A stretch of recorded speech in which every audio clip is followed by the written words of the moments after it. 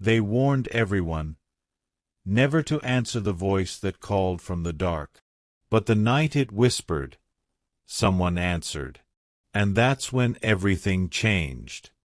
In a forgotten village, people grew up with a terrifying rule. When the sun sets, never walk alone, never listen to the dark. Because sometimes the dark doesn't stay silent. Sometimes it speaks. And those who answered were never the same again. Karim was a young man who didn't believe in old stories. He thought the warnings were just superstitions to frighten children. But one late night, as he walked home, the air turned heavy. The streets were empty, the lamps flickered weakly, and then he heard it. His name carried on a whisper. Karim, Karim. He froze, heart pounding. The voice was soft, almost trembling, like someone in desperate need of help. It came from the shadows between two houses, a place where no one should be at that hour. He told himself it wasn't real. Maybe his mind was playing tricks. But then the voice came again, clearer, sharper. Help me. I am trapped. His breath quickened. Fear pulled him back, but curiosity pushed him forward. What if it really was someone in need? What if ignoring it meant letting a soul suffer in the dark? Against every warning, he whispered back, "Who are you?" The silence that followed was worse than the voice itself. For a moment, it was as if the whole world stopped breathing. Then suddenly, the voice answered, not weak this time but strong, echoing deep inside his head. "Finally, you heard me." Cold sweat ran down his skin. The shadows seemed to move closer. He stumbled backward, trying to escape, but the voice didn't stay behind. It followed him. Every step he took, it was there, whispering in his ears.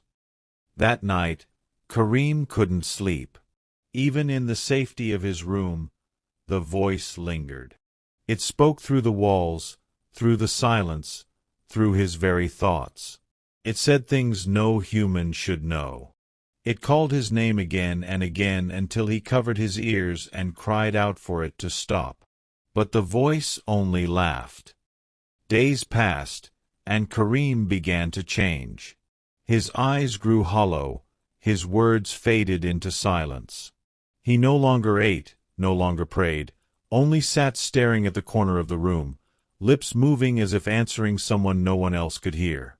His family wept, but nothing reached him. The elders of the village came. They prayed over him, recited verses to drive the darkness away.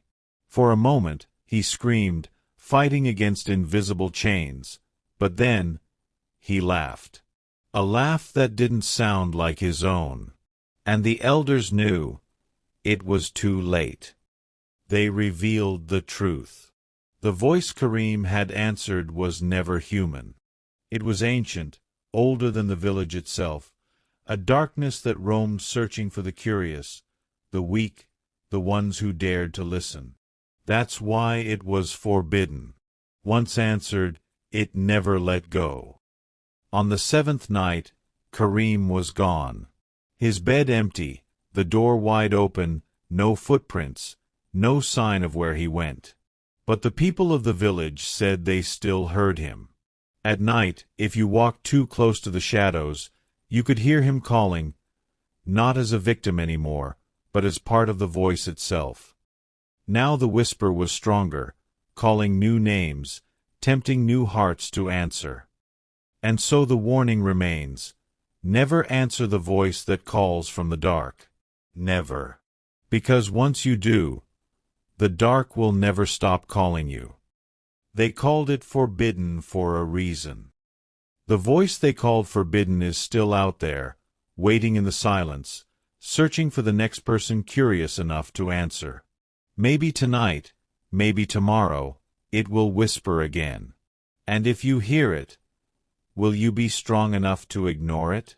Or will you become its next victim?